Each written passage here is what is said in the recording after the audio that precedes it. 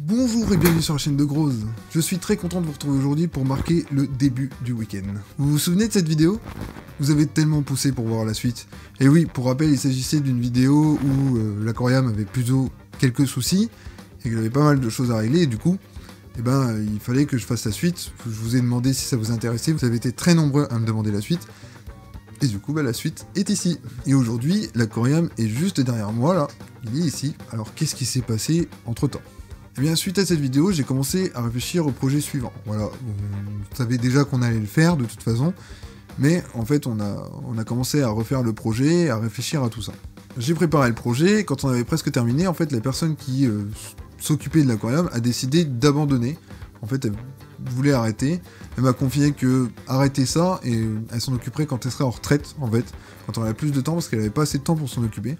Donc c'était une décision mûrement réfléchie, etc. Mais c'était vraiment important de faire le bon choix en fait par rapport aux aquariums. Et quand on n'en a pas le temps et qu'on s'occupe mal de ces animaux, parfois vaut mieux arrêter, etc. Du coup, comme elle avait pas de temps et qu'elle allait pas être en retraite tout de suite, l'aquarium s'est retrouvé en stand-by et moi je vous avais promis la suite. Donc évidemment, c'est vrai que c'était un peu chiant de ce côté-là, mais il a fallu que je m'arrange. Et donc du coup en fait j'ai récupéré cet aquarium. Ouais, je l'ai récupéré pour vous faire l'épisode 2. Donc voilà, c'était pas prévu, mais parfois il faut faire avec les imprévus, et c'est ce qui m'est arrivé. Donc je l'ai récupéré, mais avant de le récupérer, il y avait toute une population dedans, et il a fallu qu'on s'en occupe. Donc on a mis une annonce sur le Bon Coin, et on a eu une bonne étoile au-dessus de notre tête, parce que en fait, il y a quelqu'un qui est venu, et cette personne qui est venue les chercher, en fait, c'est quelqu'un qui prend les poissons, qui prend tout ce qu'il y a dans un aquarium, et en fait, lui, il les redistribue à d'autres gens. En fait, il prend que ce qui l'intéresse, et lui, il distribue les autres poissons aux autres gens. Il a vraiment pas mal d'aquariums, etc. Et donc, du coup, en fait, c'était un plaisir de pouvoir donner ce genre de poissons à ces personnes, parce que c'était important qu'ils puissent vivre de façon cool, et pas dans d'autres aquariums encore pires que le nôtre, quoi, en fait. Donc il a pris absolument tous les poissons, à part une chose, les Otocinclus. Je pense que vous savez pourquoi si vous me suivez. Pour moi, c'était une chance de tomber sur quelqu'un comme ça, parce qu'on a gagné beaucoup de temps. Et en plus, on était sûr que ça se passerait bien pour les poissons chez lui, quoi, en fait. Donc l'aquarium s'est retrouvé vide parce que la personne est venue chercher les poissons. Et donc du coup, il a fallu tout le nettoyer, etc. et le préparer, en fait, pour le ramener ici. Donc, je sais que l'aquarium était intéressant parce que c'était pas un aquascaping et qu'il y avait des gens qui étaient vraiment intéressés par ça et tout. Et donc du coup, en fait, j'ai décidé de rester sur un aquarium simple et de pas vous proposer un aquarium aquascaping compliqué, etc. Parce que déjà, pour moi, c'est pas un aquarium ouvert et donc du coup, ça m'intéresse un peu moins de faire un aquascaping dedans parce que j'aime bien les aquascaping avec des bacs ouverts. Déjà pour la température, etc. Si tu veux comprendre pourquoi la température c'est important, il y a une vidéo qui est sortie il y a pas longtemps.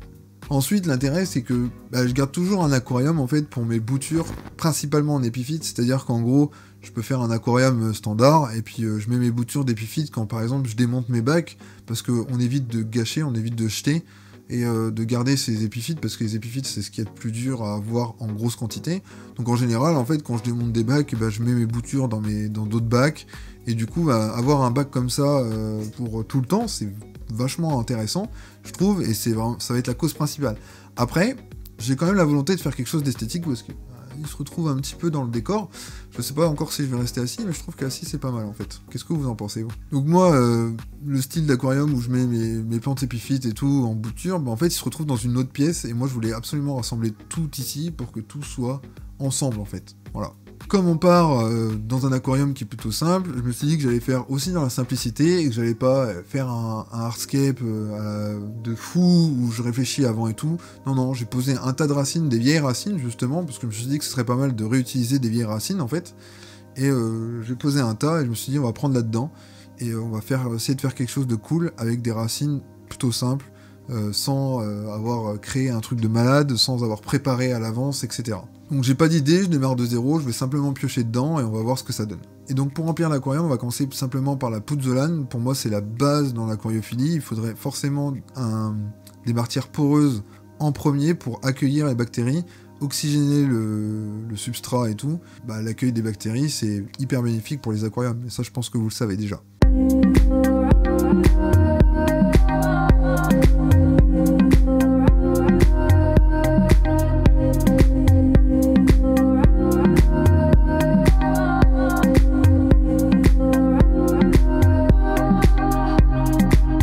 faire attention à ne pas essayer d'avoir de ces pierres-là en surface, parce qu'il y a certains poissons qui vont se couper dessus. Donc c'est important de bien couvrir après avec une couche d'un autre matériau, pour éviter que des poissons se blessent par rapport à ça. J'en mets un bon lit, histoire d'avoir quand même une bonne couche qui va bien oxygéner l'aquarium. Si vous vous demandez c'est quoi exactement, bah, c'est une vieille pouzzolane qui traîne chez moi depuis des années, donc j'utilise là maintenant. Elle vient de Jardiland il me semble, mais si j'avais pu, en fait j'aurais utilisé simplement celle de JBL qui est plutôt cool et prévue pour l'aquariophilie, voilà, comme ça il n'y a pas de questions à se poser par rapport au pH, etc. Une fois la pouzzolane installée, je vais ajouter le sable en fait, donc je vais mettre une couche par-dessus. Donc si jamais vous aviez mis du substrat, n'hésitez pas à mettre une couche de 4 cm parce que ça empêchera le substrat de remonter et de vous provoquer des algues.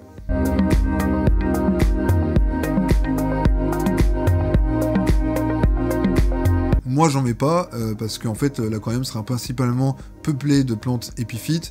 Je mettrai quand même quelques plantes plantées dans le sable pour manger un peu les nitrates, etc.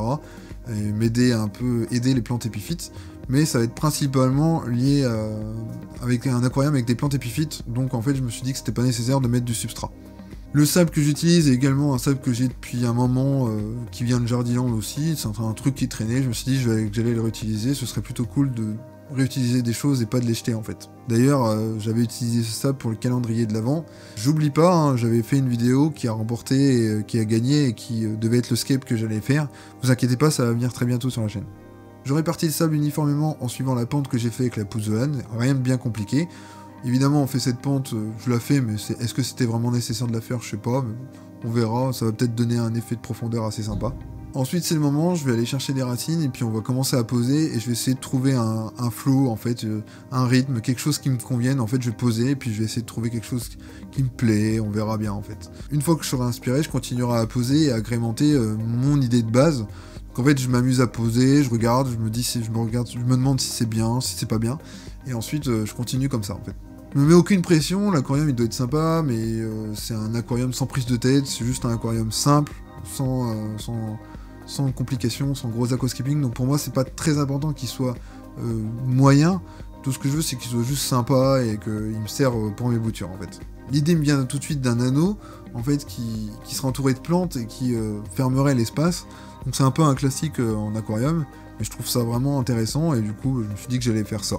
On finira par une espèce plus petite au fond, qui va ramener un peu de profondeur, mais aussi qui va changer aussi au niveau des plantes. Une fois les pièces principales placées, je continue d'agrémenter, tu vois, je rajoute des pièces de plus en plus, qui va donner en fait le côté sauvage. En général, on pose une pièce principale et après en fait on construit autour de cette pièce-là, ce qui va aider en fait à harmoniser l'ensemble.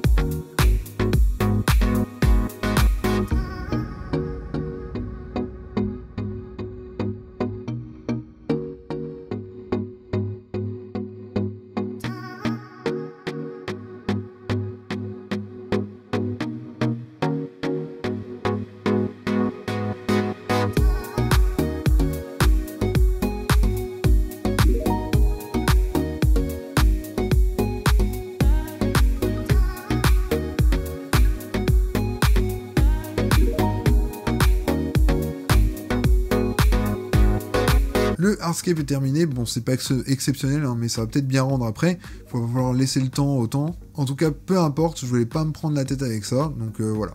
T'as pu le remarquer, je n'ai rien collé dans l'aquarium. En fait, le but de cet aquarium, c'était vraiment pas de se prendre la tête. Donc en fait, je vais couler les racines, je vais rajouter des pierres pour qu'elles soient maintenues dans l'eau. Et quand les racines vont être bien trempées, qu'elles vont plus se relever, en fait, je vais enlever les pierres et je mettrai les plantes qu'après. Voilà, comme tu l'as compris, ça va s'arrêter ici. Donc tu te demandes pourquoi, et pourquoi t'as pas fait une vidéo complète, mais simplement parce que je t'avais parlé d'une technique de cyclage à vide, et c'est exactement ce que je vais faire. Je vais cycler mon aquarium à vide, je vais laisser cycler tranquillement, et du coup, après cyclage, je mettrai les plantes, et on verra ce que ça donne en fait. Voilà, donc ça c'était le but de la fish room, je voulais vraiment accéder à ça, faire ce genre de truc, et donc du coup, je vais vous le montrer en direct comment ça fonctionne. Voilà. L'aquarium ne sera planté que dans un mois, mais du coup, en fait, vous, ce sera un épisode 3 qui arrivera peut-être que dans 2 ou 3 semaines, on verra bien. Donc dans ce cas-là, n'hésite pas à t'abonner pour suivre l'avancée de ce projet, et lâche-moi un petit pouce si t'as aimé ce nouvel épisode. Moi, je te dis à la semaine prochaine pour une nouvelle vidéo. Allez, ciao!